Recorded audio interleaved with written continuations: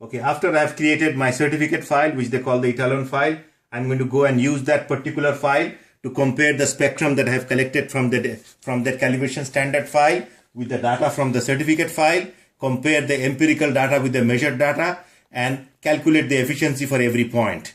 Efficiency for every point in the spectrum, and then calculate a curve, efficiency curve. To do that, I have to go back to processing again. Most of these features are under processing. Then I have to go this time to efficiency calibration, and I'm going to do an efficiency calculation first. And there are many ways to do an efficiency. We can do it manually by point, or we can use a file. In my particular case, I'm going to use a file. So I will go to open this, and I will go to open etalon file. And then I will use the Oman test etalon source file that I created in my previous step in here. So Oman test etalon file. Because you open etalon file through open. Okay.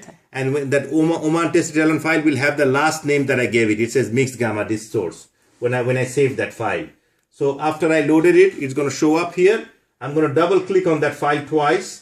And now it's giving me a little bit of error. It's telling me that different geometry parameters in the spectrum file and the etalon source file. For whatever reason, I messed up on my geometry. So I will say ignore the geometry, take the geometry from my file, whatever geometry I gave it. In my file, I gave a geometry of disk source, not a point source or a manually beaker. Here I will say take it from the file. When I do that, it's going to create the data points in my screen in here, showing you the approximate position of the efficiency for each energy point that I have in these particular points in my spectrum. And in order to make a plot, I don't think my plot's going to look very well because I don't have much data. I will go to this plus sign here and I will say plot.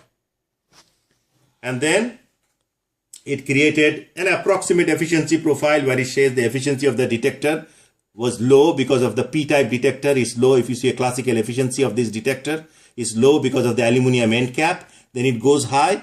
And then it peaks around, I don't know, maybe 150 to 200 keV, and then it falls off as a function of energy and goes down. So it looks pretty good to me. I can play around with a polynomial number in here and see if I can get a better fit. And I see that for these 3 points, the best polynomial I think is number 2. If I use a polynomial 3, it becomes worse. The fitting becomes worse. 1 becomes 3. So polynomial is 3. Now I want to mention something. Sometimes this bar in here, okay, this is your boundary bar for the zone. There are 2 zones in here, zone 1 and zone 2. If I pull this zone, if I drag this zone position of 1 to this part, you're only going to see all the data only on this side.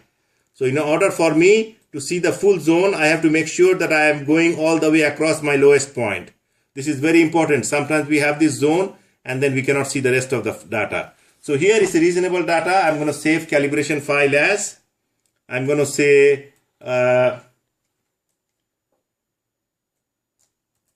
Oman test etalon file. Okay, it's going to save it under the calibration file.